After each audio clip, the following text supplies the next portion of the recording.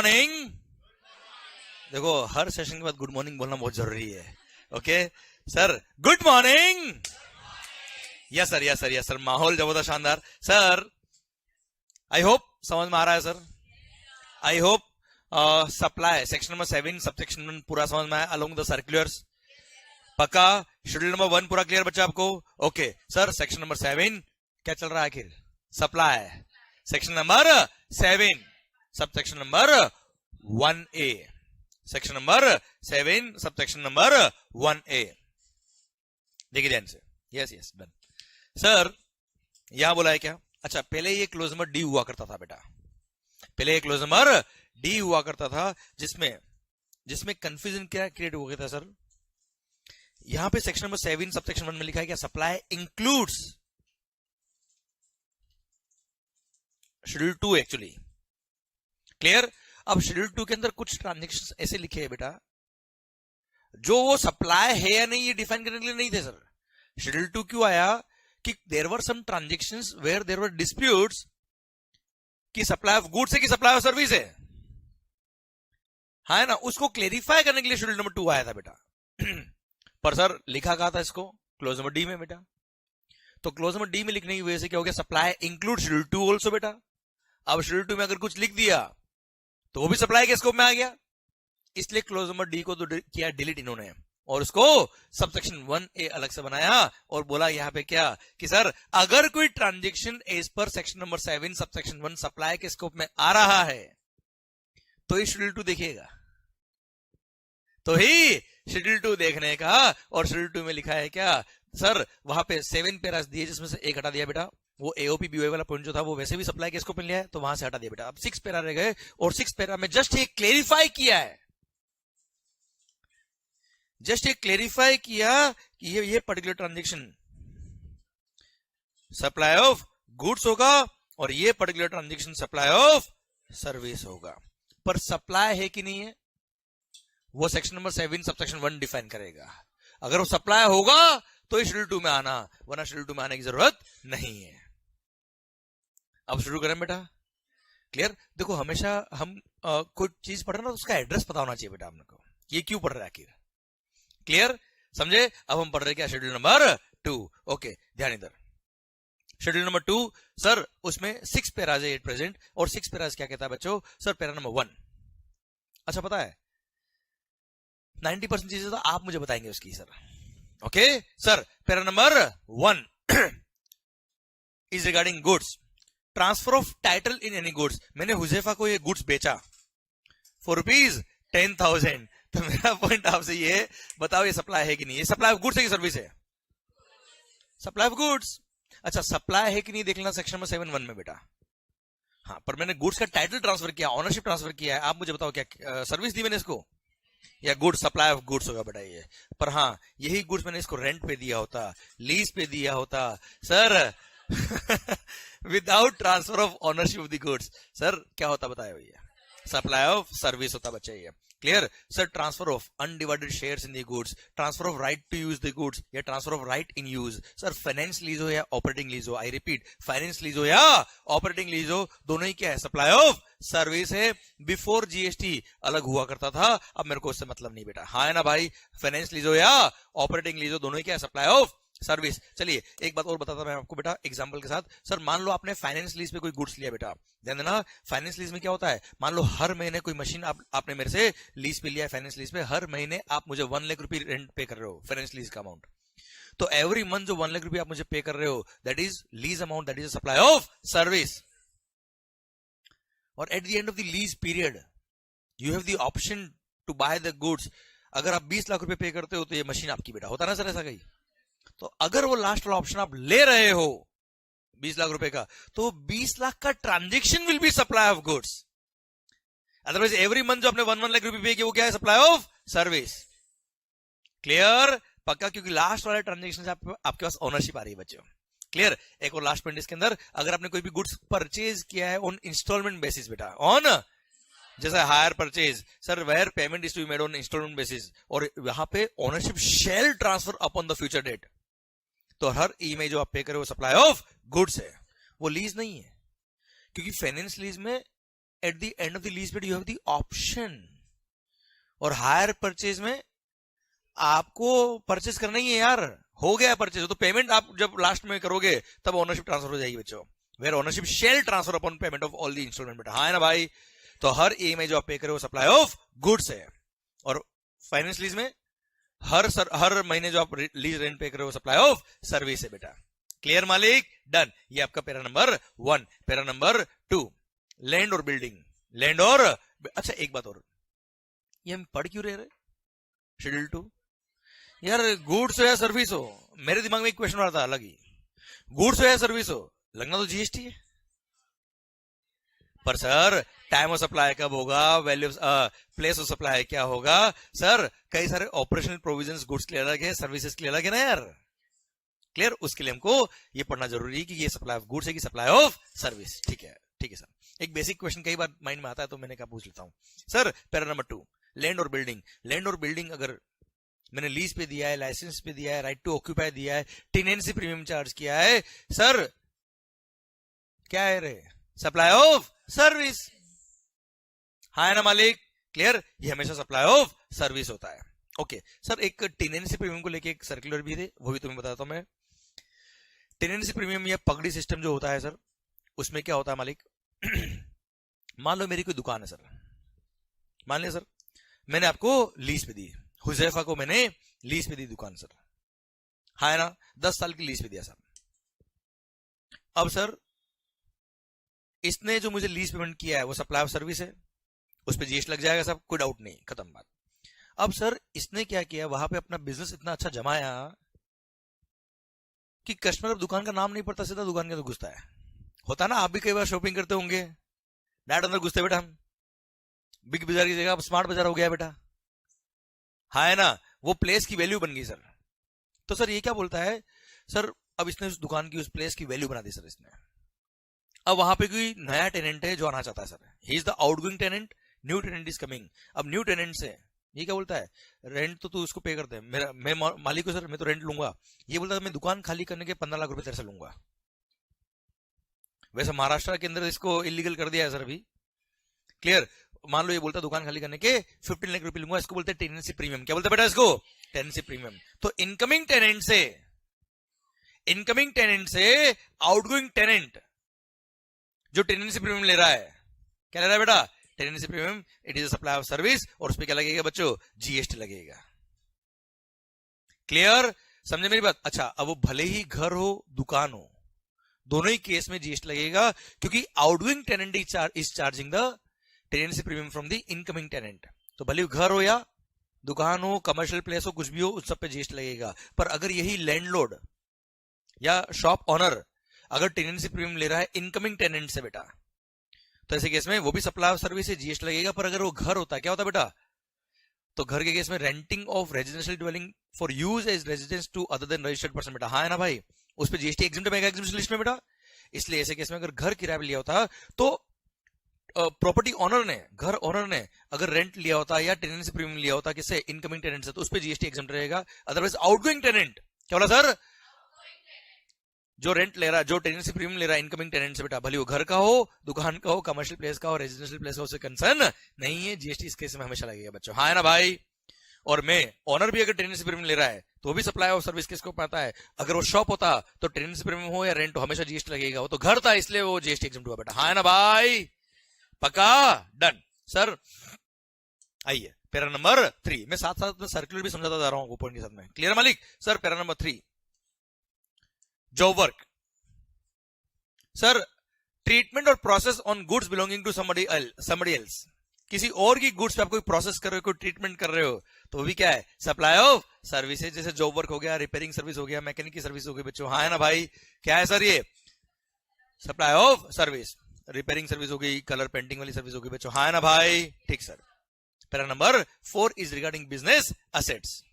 सुनना, business asset के लिए बोला है सर मैंने अपने बिजनेस के सारे एसेट आपको ट्रांसफर कर दिए, या सारे या कुछ ट्रांसफर किए बेटा। परमानेंट ट्रांसफर और disposal of the asset of the business on the direction of the person who is carrying on the business. आप बताओ क्या है ये? सप्लाई ऑफ गुड्स है कि सप्लाई ऑफ सर्विस है? देख, मैंने आपसे ये नहीं पूछा कि सप्लाई है कि नहीं है, मैंने आपसे ये नहीं पूछा कि सप्लाई है कि नहीं, कहा देखेंगे सब सेक्शन 1 में अगर फॉर अ कंसिडरेशन है तो क्लोज ए में आ जाएगा, विदाउट कंसिडरेशन होगा तो क्लोज नंबर सी में देख लेंगे बेटा शेड्यूल 1 में। सप्लाई है तभी बात कर रहे हैं इधर तो बेटा, क्लियर। अब मुझे बताओ परमानेंट ट्रांसफर क्या मैंने गुड्स का, मैंने बिजनेस के एसेट का किसी पर्सन को, तो वो सप्लाई ऑफ गुड्स है कि सप्लाई ऑफ सर्विस है बच्चों? सप्लाई ऑफ गुड्स है बच्चों, हाँ है ना मालिक, ठीक। सर पैरा नंबर 4 में 3 पॉइंट है सर, फर्स्ट समझ में आया बेटा, समझना क्या था, गुड्स दिया और क्या है, सप्लाई ऑफ गुड्स होगा। सेकंड, टेम्पररी ट्रांसफर या permitting the use of the business assets to any person other than for the purpose of business बेटा। अरे मैंने किसी साहब आप मान लो ये कैमरा हमारे घर में कोई फंक्शन था बेटा, ये बिजनेस का एसेट है हमारा, क्लियर। अब घर के कैमरे, घर के फंक्शन में भी हम कैमरा ले गए बेटा शूट करने के लिए, तो ये क्या है, 2 दिन के लिए लगे बेटा, बिजनेस के एसेट को पर्सनल यूज में यूज किया बेटा, क्या है बताओ मुझे आप, सप्लाई ऑफ सर्विस, हाँ है ना। जैसे डायरेक्टर कंपनी की कार को यूज करा पर्सनल यूज के लिए बेटा, क्या कहलाएगा, सप्लाई ऑफ सर्विस। अच्छा सप्लाई है कि नहीं ये मेरे को नहीं पता, वो 7-1 में देख लेना आप।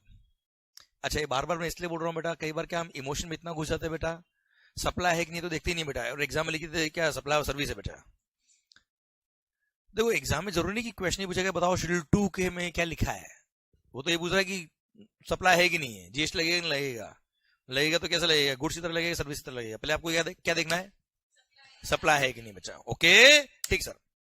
तो सर समझा मेरी बात बच्चों? सर अगर आपने पर्सनल यूज के लिए या अदर देन बिजनेस पर्पस के लिए किसी को अपने बिजनेस की एसेट्स टेम्पररी दी है तो सप्लाई ऑफ सर्विस।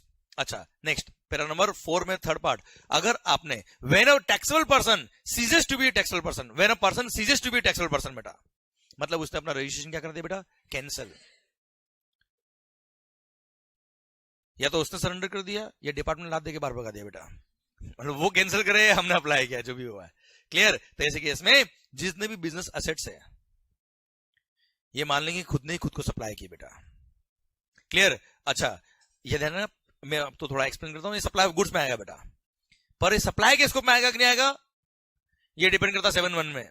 अब परमानेंट ट्रांसफर क्या बेटा, एक तरह से खुद ने खुद को सप्लाई किया ना यार, एक तरह से यार, और खुद के रिलेटेड कहलाओगे बेटा हमेशा।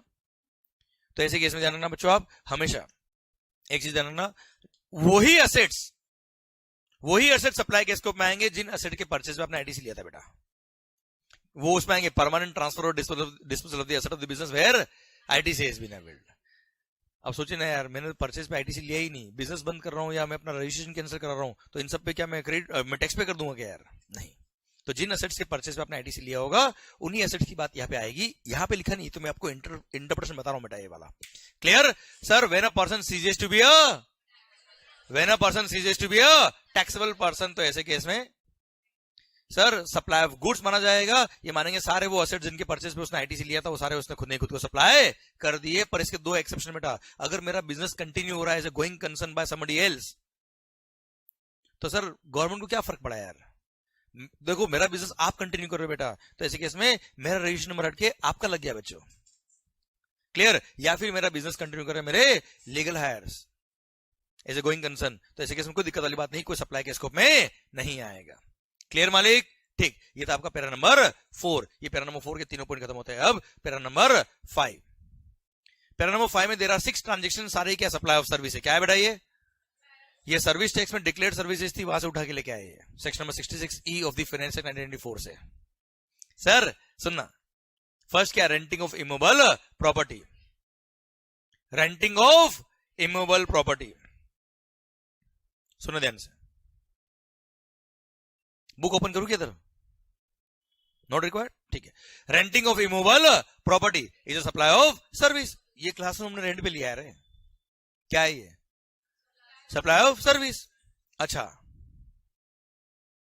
इस बिल्डिंग के ऊपर आपको पता है टेलीकॉम टावर है बेटा, एयरटेल का, ये देखना एयरटेल का टावर बहुत जबरदस्त नेटवर्क आता है बेटा, पता है आपको बेटा, मेरे को भी नहीं पता सर। पॉइंट ये कि सर अब क्या एयरटेल वाले यहाँ पे उनकी मर्जी हो तब टावर लगा के चले जाएंगे क्या, रेंटिंग ऑफ इमूवेबल प्रॉपर्टी, भले उस प्रॉपर्टी पे उनको इफेक्टिव कंट्रोल ट्रांसफर, हम इफेक्टिव कंट्रोल पोजीशन हमने ट्रांसफर नहीं किया, छत पूरी किराए पे नहीं दी, टावर लगा जा, फिर हमको छत पे बैठना होगा बैठ जाएंगे बेटा, क्लियर हो, कई सारे सोसाइटीज में होता है बेटा, देखना मतलब इफेक्टिव कंट्रोल पोजीशन प्रॉपर्टी का ट्रांसफर हो या ना हो। जैसे ये क्लासरूम हमने जो रेंट पे लिया है, इसका इफेक्टिव कंट्रोल और पोजीशन हमारे पास है। ऐसा नहीं कोई भी आके अंदर बैठ रहा है, हम जिसको अलाउ करेंगे वो आएगा।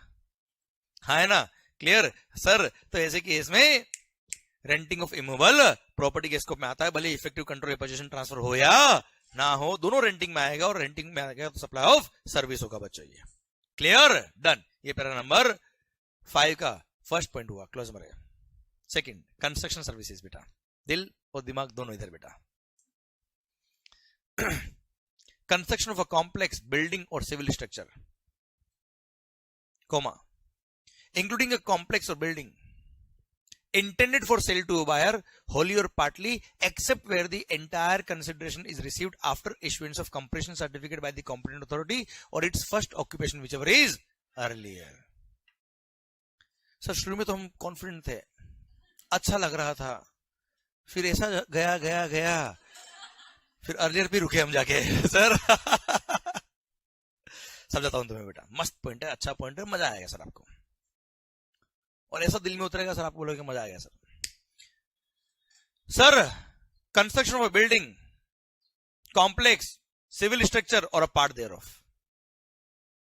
एक काम करो, मैं बुक के अंदर आपको जो मार्किंग करो वो कर लो आप पहले।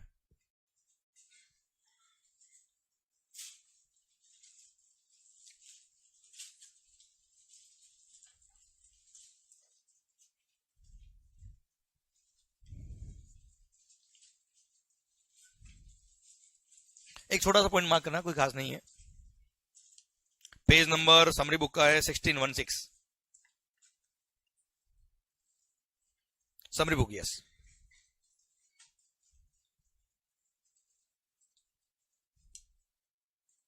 कुछ नहीं, थोड़ा सा एक ब्रैकेट लगाना, कुछ नहीं करना है। ओके ओके ओके, बस बस कंट्रोल यूसेफ, पॉइंट है ये क्लोज में भी आप देख रहे हो बेटा, construction of complex building civil structure वाला बेटा। इसमें 2 मिनट मैं बताऊं फिर मार्किंग करना, क्योंकि वो वर्ड नहीं चुकना चाहिए। एक कोमा लगा रखा है बेटा, देयर ऑफ के बाद फर्स्ट सेकंड लाइन में देयर ऑफ और इंक्लूडिंग से पहले कोमा लगा रखा है। रुको रुको रुको रुको, लगा रखा है कोमा बेटा, ठीक है। इस कोमा का इतना बड़ा इंपॉर्टेंस है बेटा, उसकी वजह से जहां से शुरू हो रहा है और कोमा तक, इसको लिख दो पार्ट 1।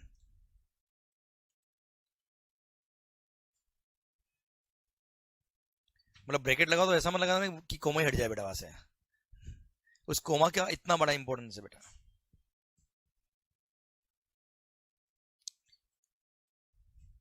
ठीक है, अब इंक्लूडिंग से लेकर विच एवर इज अर्लियर, जो लास्ट लाइन है इस पैराग्राफ का, वहां लिख दीजिए पार्ट 2।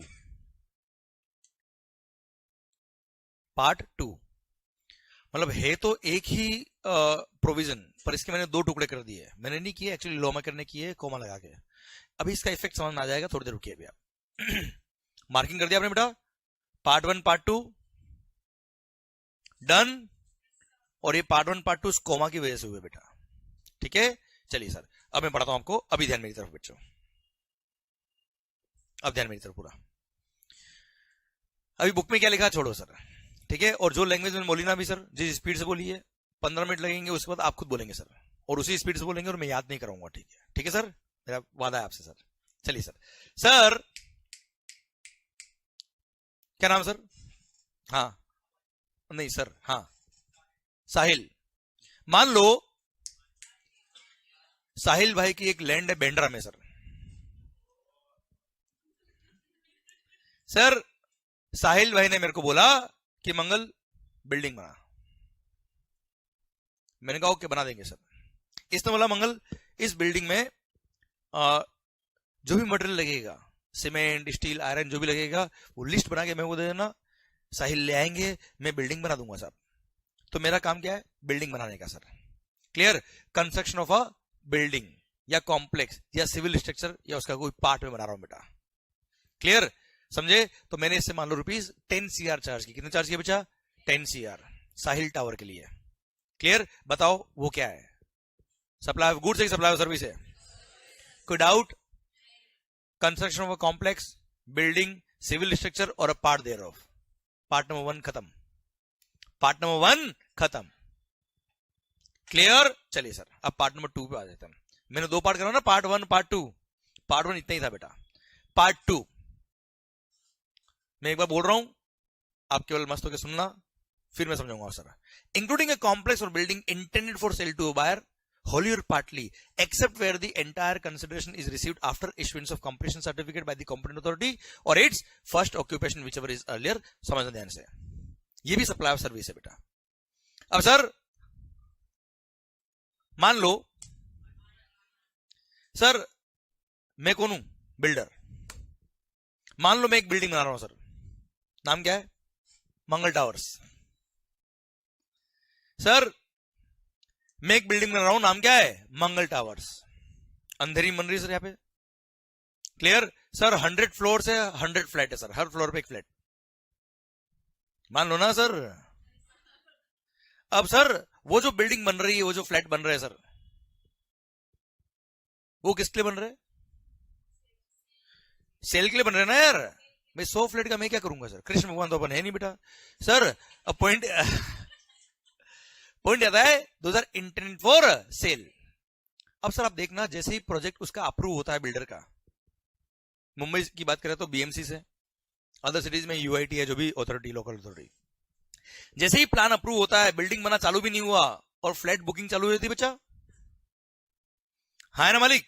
तो सर मान लो एक फ्लैट बुक करा है आलिया भट्ट ने, एक कैटरीना कैफ ने, एक नोरा फतेह अली खान सर, और एक और दीपिका पादुकोण बेटा। सर इनके लिए फ्लैट बुक कराया sir. Flat number 420 Alia Bhatt के लिए, फ्लैट नंबर 1 जैकलिन के लिए, बिल्डिंग में आते ही मजा आ जाए बेटा। सर फ्लैट नंबर और कौन सा चलेगा तुमको, नोरा के लिए कौन सा, 920 नहीं, कौन सा, 720। सर फ्लैट नंबर 720 नोरा के लिए, ओके ठीक है।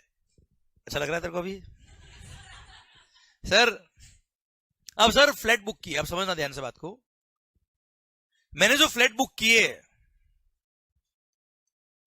मान लो आप बिल्डिंग देखने आए, आपको फ्लैट परचेज करना है। जब आप फ्लैट परचेज करने आएंगे तो मैं क्या बोलूंगा, देखो ये फ्लैट मैं बना रहा हूं किसके लिए, आलिया भट्ट के लिए। ये फ्लैट बन रहा है जैकलिन के लिए, ये कैटरीना कैफ के लिए, हाँ ना, ये नोरा फतेह अली खान के लिए है। यस या नो? तो फ्लैट कौन बना रहा है बेटा, कौन बना रहा है बेटा, मंगल। किसके लिए, आलिया के लिए। तो I am constructing a flat for Alia Bhatt, so I am providing services to Alia Bhatt. पर चक्कर क्या पड़ा है इसमें सर, इसमें तकलीफ क्या है कि आप देखना, जब आप फ्लैट बुक कराते हो तो सेल एग्रीमेंट बनता है, और जब रजिस्ट्री होती है, जब फ्लैट का पोजीशन मिलता है आपको, जब सारा पेमेंट हो जाता है आपकी तरफ से, बिल्डिंग प्रोजेक्ट कंप्लीट, तब सेल डीड एग्जीक्यूट होता है, तब सेल डीड एग्जीक्यूट होता है। देखना एक बार मंगेश भैया, संतोष भैया, जब आप फ्लैट की बुकिंग कराते हो तो क्या होता है बेटा, सेल एग्रीमेंट। और जब सेल हो जाता है, जब एक्चुअली रजिस्ट्री होती है लास्ट में, सारा फाइनल पेमेंट होने के बाद, बिल्डिंग कंप्लीट, जब पोजीशन मिलता है, तब सेल्ड डीड एग्जीक्यूट होता है साहब। जब आप फ्लैट देखने आए तो मैंने क्या बोला, ये फ्लैट मैं बना रहा हूं किसके लिए, आलिया भट्ट के लिए। तो मैंने एग्री किया था आलिया से कि मैं फ्लैट बनाऊंगा तेरे लिए, पर जब तक सेल डीड एग्जीक्यूट नहीं होता तब तक मालिक कौन है, मंगल। जो 100 फ्लैट बन रहे, 100 फ्लैट का मालिक कौन, मंगल। मैंने भले ही 100 में से 75 फ्लैट बुक कर दिए बेटा, आउट ऑफ 100 75 फ्लैट बुक हो गए, फिर भी बुक हुए। उन 75 लोगों से मैंने एग्री किया है, सेल नहीं किया, क्लियर। और जब तक मैं सेल नहीं करता उस बिल्डिंग को, तब तक बिल्डिंग का मालिक कौन, मंगल। और बिल्डिंग का मालिक अगर मंगल, तो खुद ही बिल्डिंग बना रहा है, खुद के लिए बना रहा है एक तरह से, और खुद के लिए अगर बिल्डिंग बना रहा है तो कहाँ का supply of service, there is no supply of service. ये कहते हुए 2010 तक, 2010 तक कोई सर्विस टैक्स पे नहीं करता था इस पे। पर प्रैक्टिकली आप बताइए मुझे, अगर मैंने फ्लैट बुक कर दिया है, ठीक है सर, वो लीगल वर्ड में अटका दिया गवर्नमेंट को लोगों ने, पर सर प्रैक्टिकली आप बात करो, जो 75 फ्लैट बुक हो गए, जो फ्लैट नंबर 420 बुक हुआ आलिया भट्ट के लिए, वो फ्लैट मैं बना रहा हूं उसके लिए ना यार। क्लियर? तो it should be supply of service. इसलिए गवर्नमेंट ने यहां पर para number 5 clause number B उसका पार्ट नंबर 2 इंसर्ट करके बोला क्या, बिल्कुल साहब, वो सप्लाई ऑफ सर्विस के स्कोप में आएंगे और उस पर जीएसटी लगेगा सर। 2010 फॉर सेल, पर केवल इंटेंशन मतलब नहीं होता बेटा, बुकिंग भी होना चाहिए सर। हाँ है ना मालिक? क्लियर? तो सर क्या प्रोविजन है, आप देखना ध्यान से, समझना ध्यान से। सर मान लो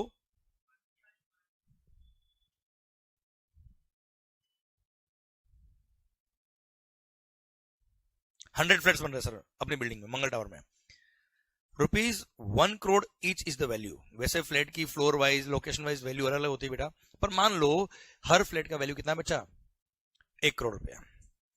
अब मैंने फ्लैट जो बुक किया है, out of 100 flats,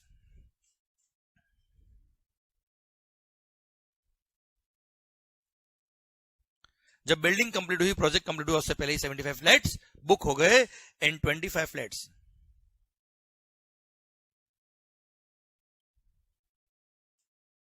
not booked. Clear? Sir बाद में सेल हुए होंगे, पर अब तक तो बुक नहीं हुए, जब बिल्डिंग कंप्लीट हुई तब बचा। हाँ है ना भाई? अच्छा सर, बुक कैसे होगा बेटा? एडवांस पेमेंट पे होगा सर। ऐसा तो नहीं ना वो फोन कर रहा है बिल्डर को कि ये वाला फ्लैट नंबर मेरे लिए बुक करना। फोन पे हम बेटा क्लास की सीट बुक नहीं करते, फ्लैट तो बहुत दूर की बात है है ना सर? तो कुछ एडवांस कंसिडरेशन लिया होगा सर हमने। मान लो हर एक फ्लैट 1 करोड़ का है, पर हमारी पॉलिसी है कि आप हमको 1 लाख रुपए दीजिए। कितना दीजिए बेटा? 1 लाख तो अपना फ्लैट बुक कराओ, बाकी पैसा जिस दिन मैं बिल्डिंग के चाबी दूं, आपको फ्लैट का चाबी दूं, तब मुझे पैसा देना, पैसा नहीं चाहिए मेरे को। हाँ है ना? तो sir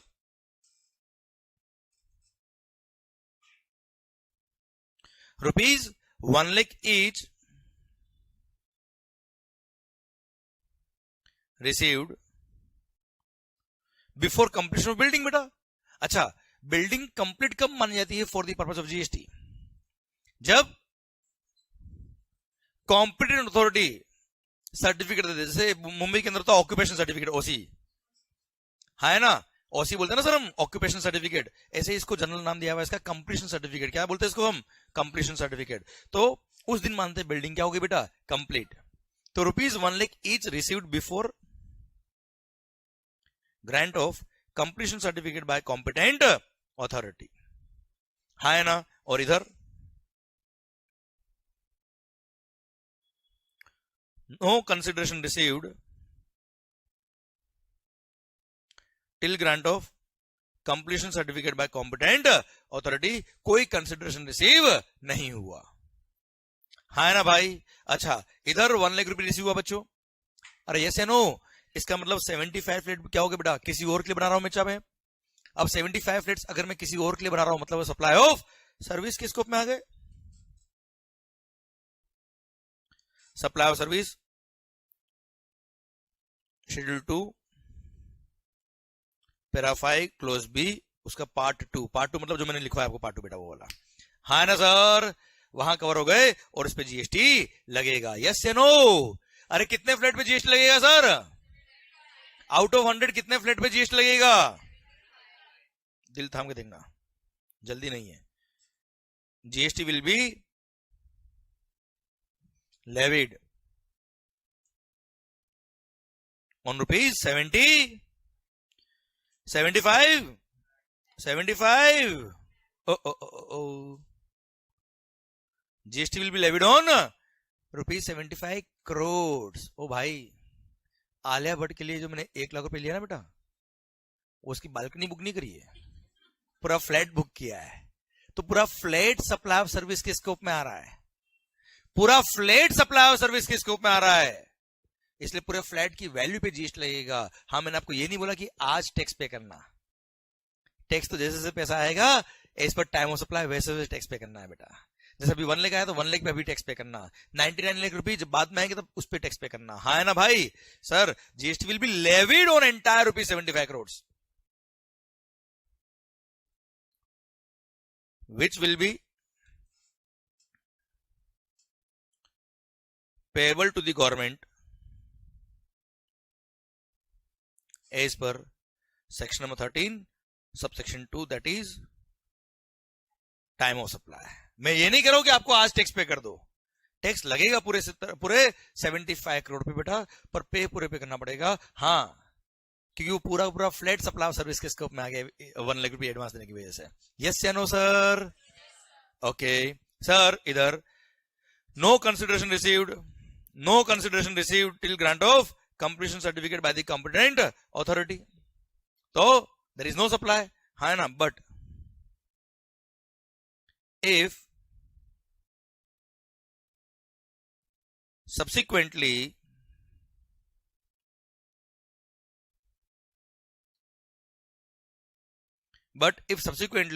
these flats are sold, बाद में अगर सेल किया तो these are sale of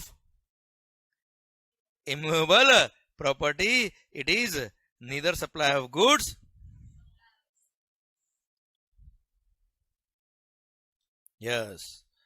neither supply of goods nor supply of service as per schedule 3 para number 5।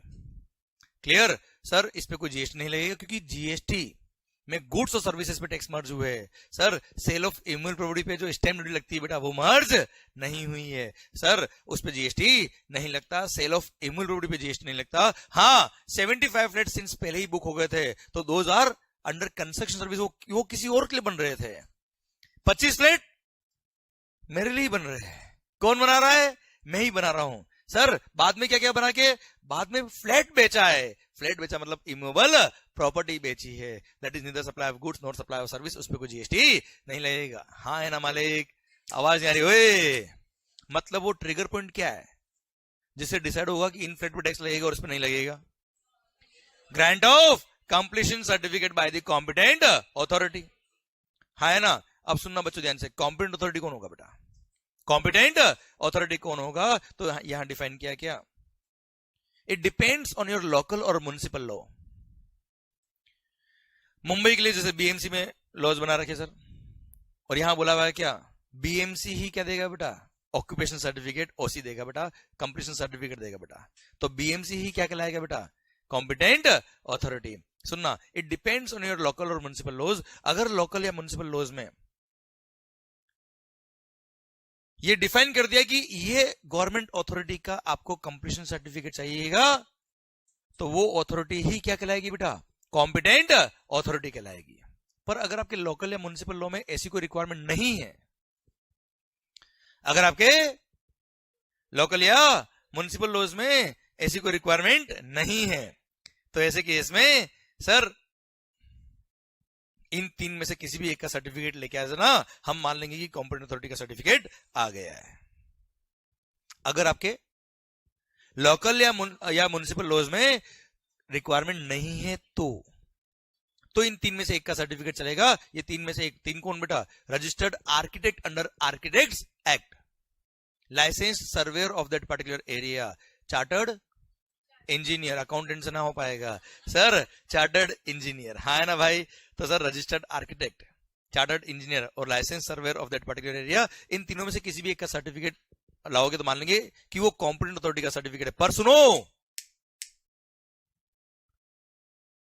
इनका सर्टिफिकेट भी वैलिड नहीं होगा अगर आपके लोकल या म्युनिसिपल लॉ में ये डिफाइन किया हुआ कि दिस इज द अथॉरिटी जिससे आपको सर्टिफिकेट लेके आना पड़ेगा, तो वो गवर्नमेंट अथॉरिटी ही कॉम्पिटेंट अथॉरिटी कहलाएगी बेटा। हाँ है ना भाई?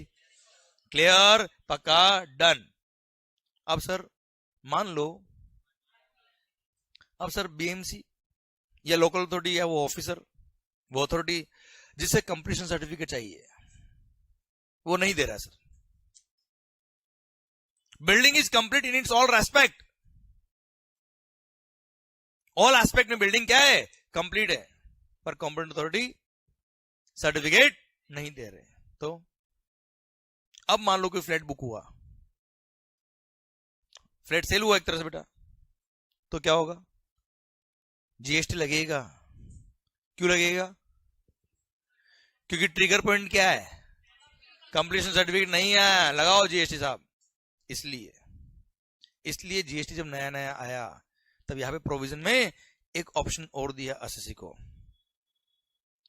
कि अगर competent authority certificate of completion नहीं दे रही है पर उस बिल्डिंग में फर्स्ट ऑक्यूपेशन हो गया, क्या हो गया बेटा?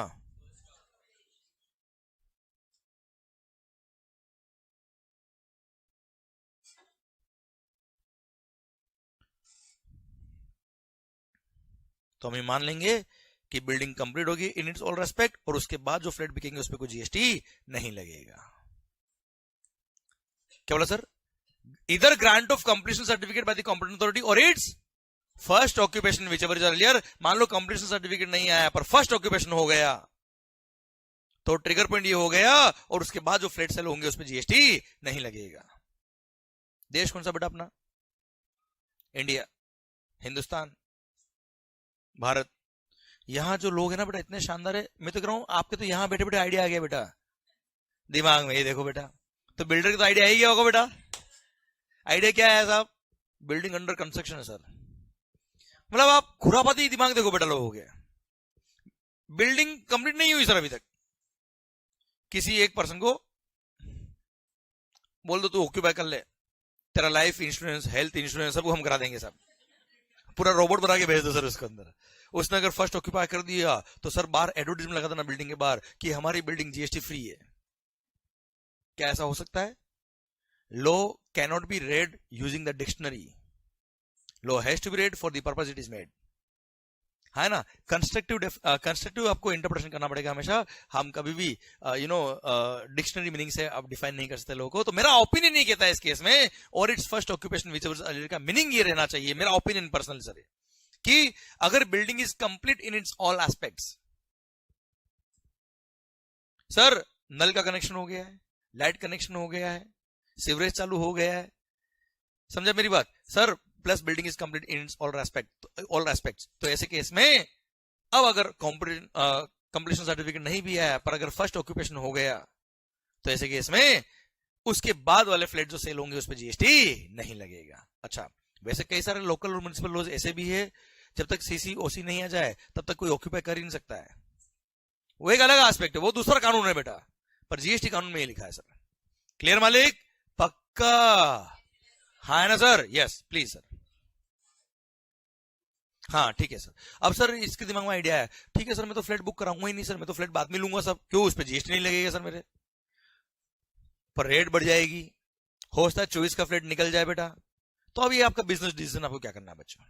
क्लियर? हो सकता है प्रॉपर्टी रेट कम भी हो गई सर, वो तो किस्मत की बात है सर, है ना। तो वो it depends on your choice, अब क्या करना है। ठीक है सर, पर प्रैक्टिकली बात करें तो अंडर कंस्ट्रक्शन फ्लैट की रेट थोड़ी कम होती है, बाद में रेट बढ़ जाती है सर, बाद में चॉइस के फ्लैट नहीं मिलते अपने को, वो सब ठीक है सर। ठीक है, बाकी आपका अरेंजमेंट सेटिंग होनी चाहिए बिल्डर से सर। क्लियर? सब हो जाता है काम। हाँ बेटा, ये है ना कि कॉम्पिटेंट अथॉरिटी से मान लो सर्टिफिकेट नहीं आ रहा किसी कारण से, तो एक बिल्डर को थोड़ा सा आश्वासन देने के लिए ठीक है कोई बात नहीं, वैसे प्रैक्टिकली काम का नहीं है, मैं बता रहा हूं आपको। प्रैक्टिकली लोकल लॉज में ऐसा लिखा है जब तक ओसी नहीं आएगा तब तक आप किसी को रख नहीं सकते अंदर सर, ठीक है ना। पर ठीक है, जीएसटी वालों ने थोड़ा सा कन्वीनियंट एक इजी रूट दिया है बिल्डर्स को, थोड़ा अपना दिल सॉफ्ट रखा उनके लिए। ठीक है सर, यहां तक क्लियर बच्चों? हाँ जी हाँ, अरे हाँ है ना भाई। अच्छा, 75 फ्लैट पे जीएसटी लगेगा, 75 फ्लैट पे जीएसटी लगेगा, 25 फ्लैट पे जीएसटी पक्का 100%? ठीक है सर। सर सर तो मैं ऐसे बोल दूं क्या यार कि पूरे के पूरे 100 के 100 फ्लैट पे जीएसटी लगेगा एक्सेप्ट 25 फ्लैट्स?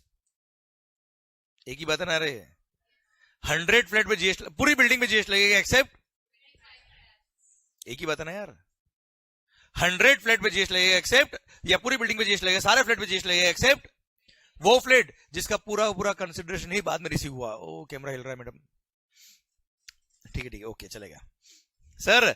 ऐसा बोल सकते हैं कि हम कि पूरी बिल्डिंग में जितने भी फ्लैट्स है, अच्छा मैंने एग्जांपल फ्लैट का लिया है, this can be offices also बेटा, कमर्शियल मॉल भी तो हो सकता है ना यार सर। तो मैं फ्लैट बोल रहा हूं, चलेगा ना सर आपको? पूरी पूरी बिल्डिंग में जीएसटी लगेगा एक्सेप्ट 25 फ्लैट्स, एक्सेप्ट वो फ्लैट जिनके रेस्पेक्ट में 1 रुपया भी पहले रिसीव नहीं हुआ बेटा, वेयर द एंटायर कंसिडरेशन, क्या बोला sir, is received after issuance of completion certificate by the competent authority or its first occupation whichever is earlier. अगर 1 रुपया भी पहले रिसीव हो गया ना बेटा, मतलब वो फ्लैट बुक हो गया बच्चे, वो सप्लाई ऑफ सर्विस के स्कोप में आ जाएगा बच्चों. हाँ है ना भाई? अरे यस नो पक्का सर? तो मैं लैंग्वेज बोल रहा हूं, ध्यान देना बेटा. खत्म हो गया प्रोविजन सर. सर पार्ट 1 पता है क्या था बेटा? साहिल टावर्स, साहिल ना, साहिल टावर याद है बेटा?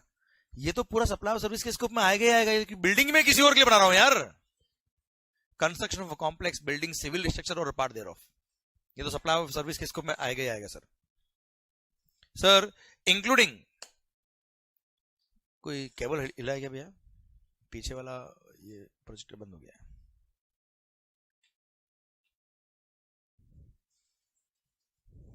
Okay okay okay. So finally वापस सुना ध्यान से. तो सर बात कर रहा था मैं साहिल टावर्स. सुना बात को ध्यान से. हम बात कर रहे हैं साहिल टावर जो मैंने बनाया था सर, तो that is a construction of a complex building, civil structure और अ पार्ट देयर ऑफ. तो यहां पे तो सर आप मुझे पेमेंट दो या मत दो, ऑक्यूपेशन सर्टिफिकेट आए या ना आए, कोई फर्क नहीं पड़ रहा सर. या तो मैं आपके लिए ही बिल्डिंग बना रहा हूं, that is a supply of service. Clear? क्योंकि मैं पूरा ही बिल्डिंग आपके लिए बना रहा हूं सर, तो that is a supply of service. पर जब मैं मंगल टावर की बात कर रहा था, वहां पे आउट ऑफ 100 फ्लैट्स बुक कितने हुए मालिक? 75. क्लियर? रिमेनिंग 25 कौन बना रहा है सर? मैं. किसके लिए बना रहा है सर? खुद के लिए. फर्स्ट वाले केस में पूरी बिल्डिंग ही साहिल की बन रही थी सर, इसलिए वहां पे ऑक्यूपेशन सर्टिफिकेट से पहले पेमेंट आए ना आए, मैं तो कह रहा हूं इसने मुझे पेमेंट दिया ही नहीं, पूरा बेड डेप्ट कर दिया, उससे भी कोई कंसर्न नहीं है, पूरा ही सप्लाई ऑफ सर्विस होगा बेटा. हाँ है ना भाई? पर रिमेनिंग जो 100 टावर्स है, 100 फ्लैट है सर, मंगल टावर की बात करूं मैं अगर, तो उसमें जितना फ्लैट बुक हुआ है before grant of completion certificate by the competent authority or its first occupation whichever is earlier, वो supply of service के स्कोप में आएगा और उस पर जीएसटी लग जाएगा बच्चों. हाँ है ना भाई? क्लियर? तो लैंग्वेज बोल रहा हूं पूरी बेटा, ध्यान देना. Sir construction of a complex building, civil structure और part thereof Sahil tower comma. Clear? Including Mangal tower, including a complex और building intended for sale to a buyer wholly और partly except where the entire consideration. पूरा Mangal tower supply of service के scope में आएगा except 25 flat, except where the entire consideration is received. Entire consideration is received after issuance of completion certificate by the competent authority और it's first occupation whichever is earlier. तो supply of service के scope में आएगा और उस पर GST लग जाएगा. हाँ है ना भाई? क्लियर? और रिमेनिंग 25 फ्लैट जो हमारे इस एग्जांपल में थे, वो क्या होंगे सर? वो सप्लाई के स्कोप में ही नहीं आएंगे, क्योंकि अगर वो बाद में सेल होते थे, वो सेल नहीं हुआ, सप्लाई है ही नहीं. बाद में अगर सेल हुआ तो सेल ऑफ इमूवेबल प्रॉपर्टी है, उस पर जीएसटी लगता नहीं बच्चों. क्लियर? पक्का? डन. तो ये हो गया क्या? Para number 5 clause number B. Clear? पूरा समझ में आया मालिक आपको? 100% डन. अच्छा, वो कोमा का इंपोर्टेंस ज्यादा है, इंक्लूडिंग उसका इंपोर्टेंस थोड़ा सा हिंट देता बेटा, मैं वो डेप्थ में नहीं जाता उसके में भी. सर आप देखना, कभी भी हम जब इंग्लिश की बात करें, लैंग्वेज की बात करें, तो जब कोई लाइन कंटिन्यू होती है उससे पहले कोमा, इंक्लूडिंग से पहले कोमा नहीं आता है सर. इंक्लूडिंग से पहले कोमा नॉर्मली नहीं आता है ग्रामर के अंदर, पर यहां पर इंक्लूडिंग से पहले कोमा है, तो लॉ मेकर से मिस्टेक नहीं हुई है. क्लियर? यहां पे वो इंटेंशनली डाला हुआ है कोमा, और इंटेंशनली कोमा डालने का मतलब क्या है साहब? Law makers want to make a break in the sentence. हाँ है ना? और वो जो ब्रेक डाला है, उस ब्रेक की वजह से सेंटेंस खत्म नहीं हुआ है, पर एक ब्रेक लग गया बीच में, एक पॉज आ गया बीच में. इसका मतलब ये हो गया कि इंक्लूडिंग के बाद जो लिखा है, अगर उस वाले पार्ट 2 में अगर कोई कंडीशन लगाई हुई है, तो वो कंडीशन पार्ट नंबर 1 पे अप्लाई नहीं होगी, क्योंकि पार्ट नंबर 2 में कंडीशन है except where the entire consideration is received after issuance of completion certificate by the competent authority और it's first occupation whichever is earlier. वो यहाँ पर पार्ट 1 पे अप्लाई नहीं हो रही है. पार्ट 1 पे तो पूरा बिल्डिंग बनने के बाद इसने मुझे पैसा दिया, कोई कंसर्न नहीं, वो सप्लाई ऑफ सर्विस के स्कोप में आएगा ही आएगा बेटा. हाँ है ना भाई? क्लियर? पक्का? डन. तो सर एक बार हम सब लोग पूरा सेंटेंस वापस बोल दे क्या बेटा? पूरा क्लोज वापस बोल दे क्या? अब आप बोल सकते हो, देखना sir. Sir construction of a complex building, civil structure और a part thereof, comma, including a complex और building intended for sale to buyer wholly या partly except where the entire consideration is received after issuance of completion certificate by the competent authority or its first occupation whichever is. याद है ना sir, याद करना तो नहीं पड़ाना sir, पक्का 100% done. ये para number 5 clause number B खत्म होता है. अब आई होप शिद्दत के साथ समझ में आया कि पॉइंट क्या था सर. अच्छा मैंने एग्जांपल भले ही फ्लैट का लिया हो पर जरूरी नहीं फ्लैट के बारे में बात करूंगा आपसे बेटा. क्लियर. दिस में भी कमर्शियल कॉम्प्लेक्स ऑल्सो, उसमें शॉप भी हो सकती है सर, शोरूम्स भी हो सकते हैं सर. हाँ ना भाई, क्लियर डन. और पूरी बिल्डिंग में आपके लिए बना रहा हूं, बात ही खत्म हो जाएगी सर. क्लियर पक्का डन. ओके सर ये था क्या para number 5 clause number B. आइए सर अगले पॉइंट की तरफ बढ़ते sir. Sir intellectual property rights, intellectual property rights IPR, copyright, patent, trademark, ये मैंने टेम्पररी ट्रांसफर किया या परमिटिंग में यूज किया तो सर आप मेरे को जो रॉयल्टी पे कर रहे हो उस रॉयल्टी पे क्या लगेगा, जीएसटी लगेगा. That is supply of service. Clear sir. Next है क्या, सॉफ्टवेयर, इंफॉर्मेशन टेक्नोलॉजी. सॉफ्टवेयर मैंने आपके लिए बनाया, end user based licence based software बनाया मैंने. रेडीमेड सॉफ्टवेयर की बात नहीं कर रहा हूं, कस्टमाइज सॉफ्टवेयर की बात कर रहा हूं आपसे. रेडीमेड सॉफ्टवेयर अगर आपने खरीदा, जैसे टैली हो गया बेटा, ऑरेकल हो गया, इस तरह की कोई भी सॉफ्टवेयर जो आप, जैसे एप्लीकेशन होती है ना, मोबाइल एप्लीकेशन आप डाउनलोड करते हो सर, अगर पेड एप्लीकेशन है वो सब क्या है सर, अगर वो प्री पैकेज सॉफ्टवेयर है तो दोज आर गुड्स. पर सर कस्टमाइज सॉफ्टवेयर बनाया आपने, आपके लिए कोई सॉफ्टवेयर बनाया, आपके लिए डिजाइन किया, इंप्लीमेंट किया, एनहांस किया, अपग्रेड किया, ये सब क्या है, supply of service. Clear sir. फिर आता है क्या, कुछ नहीं करने के पैसे मिल रहे हैं, non compete agreements. Agreeing to the obligation to refrain from an act, to tolerate an act और अ सिचुएशन और to do an act is a supply of service. Example non compete agreements. जैसे मान लो अंधेरी में मेरा courier का business है, courier का मेरा बिजनेस है अंधेरी में, मुझे पता है कि सर आकर्ष बोरीवली में कुरियर का बिजनेस करते हैं, मुझे पता है आकर्ष इतना स्मार्ट है, अगर ये अंधेरी में आ गया तो अपना बिजनेस खत्म. मैंने इसको बोला अंधेरी में बिजनेस मत करना, इसने बोला क्यों नहीं करूंगा, मैं तो करूंगा साहब. मैंने इसको बोला साल के 10 लाख रुपए दूंगा, इसने बोला डन. कुछ नहीं करने के पैसे मिल रहे, that is a supply of service. Agreeing to the obligation to refrain from an act, to tolerate an act और अ सिचुएशन और to do an act is a supply of service. अच्छा चैप्टर नंबर 9 के and में हम एक circular पढ़ेंगे जहां पे तुम्हें बताऊंगा मैं लिक्विडेटेड डैमेजेस. होता है सर, अगर कोई कॉन्ट्रैक्ट तोड़ दिया, आपने ढंग से परफॉर्म नहीं किया तो फाइन पेनल्टी के फॉर्म में लिक्विडेटेड डैमेजेस चार्ज होते हैं. वो सप्लाई ही नहीं है, वो कंसिडरेशन नहीं माना जाता है, वो पेनल्टी का फॉर्म होता है बेटा. क्लियर. वो सप्लाई ही नहीं है, वो यहाँ पे फिट नहीं होगा, उस पर जीएसटी नहीं लगेगा. ये सर्कुलर हम पढ़ेंगे बाद में चैप्टर नंबर 9 के बाद, क्योंकि थोड़ा माइंड मैच्योर होने दो, उसके बाद बताऊंगा मैं आपको. क्लियर पक्का डन. तो अभी के लिए बेस्ट एग्जाम्पल क्या बेटा, non compete agreements is supply of service. Clear मालिक. ठीक सर. सर अगला पॉइंट है क्या, कोई गुड्स मैंने रेंट पे दिया है, राइट टू यूज ट्रांसफर किया है, फाइनेंस लीज लिया है, ऑपरेटिंग लीज याद है क्या बच्चों, आपको पढ़ा चुका मैं ऑलरेडी मर्ज करके, सप्लाई ऑफ सर्विस. क्लियर पक्का डन. ये पैरा नंबर 5 के 6 क्लोजेस थे, खत्म होते हैं. अब इसमें जो मेन कॉन्सेप्ट था वो था किसके रिगार्डिंग, कंस्ट्रक्शन वाला, जिसमें बहुत सारे स्टूडेंट्स को इश्यू आता है. शायद समझ में आ गया बच्चा आपको. अरे क्लियर पक्का done. Sir para number 6 para number 6 में 2 पैराज है बेटा, 2 क्लोजेस है. एक है वर्क्स कॉन्ट्रैक्ट, सेकंड है रेस्टोरेंट और आउटडोर कैटरिंग सर्विसेज. पहले वर्क्स कॉन्ट्रैक्ट की बात बात करूं क्या सर मैं आपसे. ओके वर्क्स कॉन्ट्रैक्ट दिल थाम के देखना. Again it's a very good point. बहुत सारे स्टूडेंट्स को इसमें भी दिक्कत आती है. अगले 5 मिनट के बाद जिंदगी में कोई दिक्कत नहीं आएगी, मेरी गारंटी सर. वर्क्स कॉन्ट्रैक्ट, क्या नाम सर, साहिल टावर्स. याद आया क्या सर, साहिल टावर. सर इनकी एक लैंड है बेंड्रा में, वहां मैं बिल्डिंग बना रहा हूं. सर इसने मुझे बोला मंगल ये मेरी लैंड है, यहां बिल्डिंग बना रही है, पैसा बोलो. और इसने बोला मंगल मटेरियल भी तेरा, लेबर भी तेरा, मेरे को बिल्डिंग चाहिए. क्लियर. ये क्वालिटी की बिल्डिंग चाहिए, ये मटेरियल होना चाहिए, इतना होना चाहिए, ये स्पेसिफिकेशन है, ऐसा है वैसा है सब. इसने मुझे कॉन्ट्रैक्ट बेस पे काम दिया, जहां पे केवल लैंड इसकी है, मटेरियल भी मेरे को लेके आना है, बिल्डिंग भी मेरे को बनानी है. It's a composite supply of goods and services. जो सीमेंट लगेगा, ब्रिक्स लगेगी, आयरन लगेगा, स्टील लगेगा, जो लगेगा सब मुझे लेके आना है. कंस्ट्रक्शन की सर्विस भी मुझे देनी बेटा, हाँ है ना भाई. It's a composite supply of goods and services for construction of immovable property. It is called works contract. क्या कहते हैं इसको सर हम. और यही इसने बोला होता कि मंगल जो मटेरियल चाहिए मेरे को बोल देना, मैं ले आऊंगा, तू केवल बिल्डिंग बनाने में दिमाग लगा. क्लियर. तो अगर मैं यही इसके लिए बिल्डिंग बना रहा हूं जिसमें मटेरियल इसका खुद का है, मेरा नहीं है साहब, तो it is a construction service.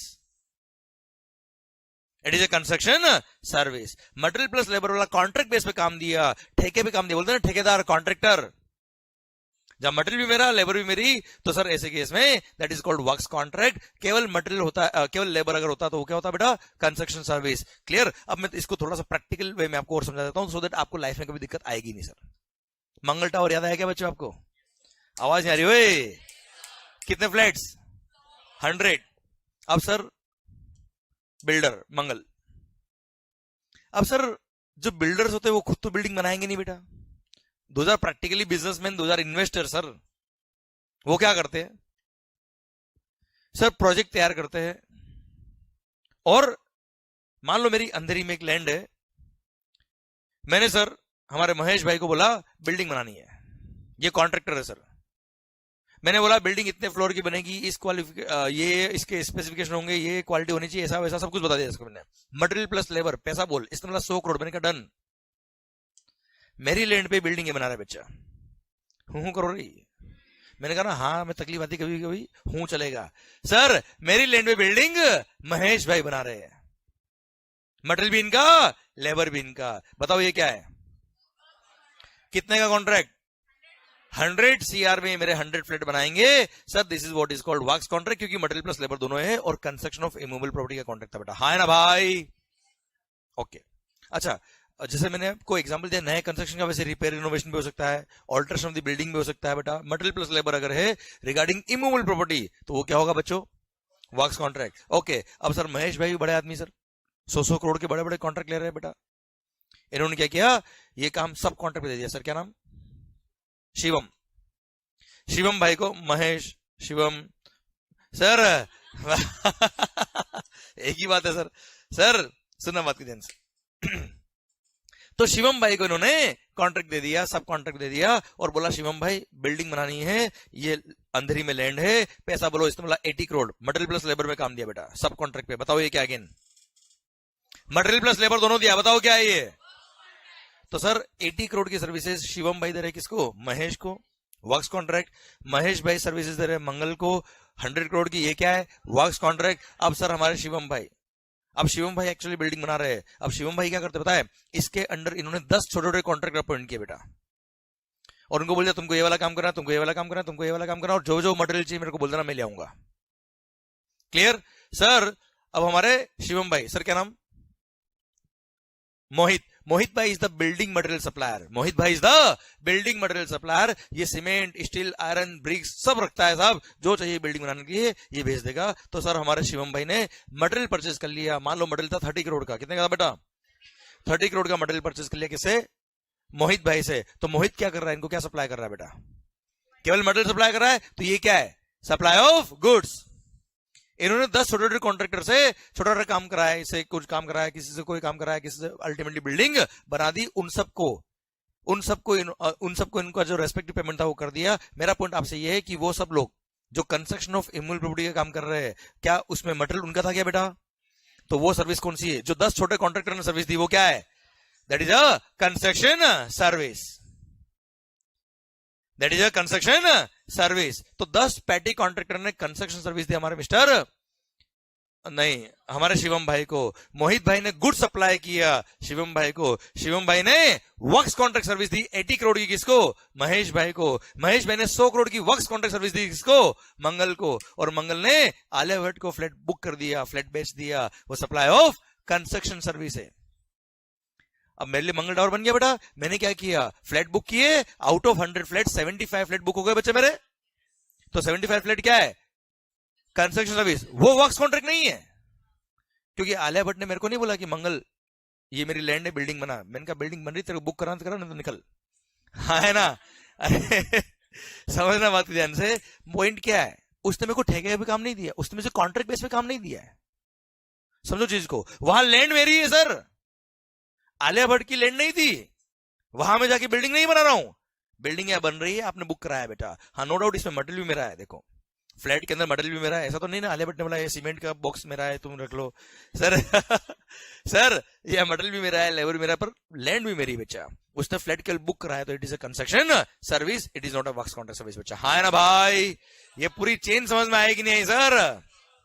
और यहाँ पे रेस्पेक्टिव जगह जहां टैक्स लग रहा है उनका आईटीसी मिलता जाएगा बच्चा पूरी चेन में, हाँ है ना, क्लियर। और अल्टीमेटली एंड कंज्यूमर जो आलिया भट्ट है उसको कोई क्रेडिट नहीं मिलेगा क्योंकि वो she is not using it for business purpose, clear. और बात करेंगे आईटीसी की बात में हम बच्चों, हाँ है ना सर, क्लियर, डन। ये पूरा चेन मैंने आपको वर्क्स कॉन्ट्रैक्ट के साथ में कंस्ट्रक्शन को लिंक करते हुए समझा दिया बच्चों, I hope you got the entire point sir, पक्का, डन। सरकार नेक्स्ट क्या है, रेस्टोरेंट और आउटडोर कैटरिंग सर्विस, अरे खाना खाया कि नहीं खाया आपने सर, पक्का, अच्छे से खाया, एकदम मस्त, एकदम सोने की तैयारी बेटा भी सर, सोने तो दूंगा ही नहीं मैं आपको वैसे भी। सरकार मेरा पॉइंट आपसे ये, रेस्टोरेंट और आउटडोर कैटरिंग सर्विस में जो आपने खाना खाया है उसमें फूड एलिमेंट भी है और फूड को कुक करने की सर्विसेज भी थी बेटा उसकी, जो रेस्टोरेंट में आपने खाना खाया होगा, क्लियर। तो they are supplying again composite supply of goods being food और any other article for human consumption including any drink, पर drink other than alcohol liquor for human consumption, क्योंकि दारू पे जीएसटी वैसे भी नहीं लगता बेटा, हाँ है ना भाई, क्लियर। तो इसमें मटेरियल भी उनका है बेटा, कुकिंग की सर्विसेज भी उनकी बच्चों, clear. It is a composite supply of goods and service, पर इसको सप्लाई ऑफ सर्विस मानेंगे, क्या मानेंगे बच्चा, सप्लाई ऑफ सर्विस। भले इसमें गुड्स भी इन्वॉल्व है, वर्क्स कॉन्ट्रैक्ट में भी गुड्स भी इन्वॉल्व है, सर्विसेज भी इन्वॉल्व है, फिर भी इसको क्या मानेंगे, सप्लाई ऑफ सर्विस, क्लियर, पक्का, डन। ये आपका पैरा नंबर 6 भी खत्म होता है। अब इसी के साथ शेड्यूल 2 खत्म होता है। अब अच्छा पैरा नंबर 7 था पहले कि अनइनकॉर्पोरेटेड एओपी बीओआई ने अपने मेंबर्स को अगर गुड्स सप्लाई किया तो सप्लाई ऑफ गुड्स कहलाएगा, सर्कुलर था सर्विसेज सप्लाई करी तो सप्लाई ऑफ सर्विस कहलाएगी, पर वैसे भी इसको यहां से हटा के वैसे खा डाल दिया, सप्लाई 7-1 है बेटा, तो सर वो झगड़े खत्म हो गया, इसलिए इस पॉइंट को हटा दिया सर यहाँ से, क्लियर, डन। इसी के साथ शेड्यूल 2 भी खत्म होता है। अब ये था आपका section number 7 subsection 1 clause number, sorry section number 7 subsection 1A कि अगर कोई transaction as per section number 7 subsection 1 supply के स्कोप में आता है, अगर कोई ट्रांजेक्शन सप्लाई के स्कोप में आता है तो ऐसे केस में सर अगर वहां डिस्प्यूट है कि एक ट्रांजेक्शन सप्लाई ऑफ गुड्स है कि सप्लाई ऑफ सर्विस है, तो ऐसे केस में देखेंगे कहां, शेड्यूल नंबर 2 में, और शेड्यूल 2 हमने पूरा पढ़ लिया, 6 पे रास्ते बेटा, समझे मेरी बात, आवाज आ रही हो। और इसने डिफाइन किया कि ट्रांजेक्शन सप्लाई ऑफ गुड्स कहलाएगा कि सप्लाई ऑफ सर्विस कहलाएगा, क्लियर।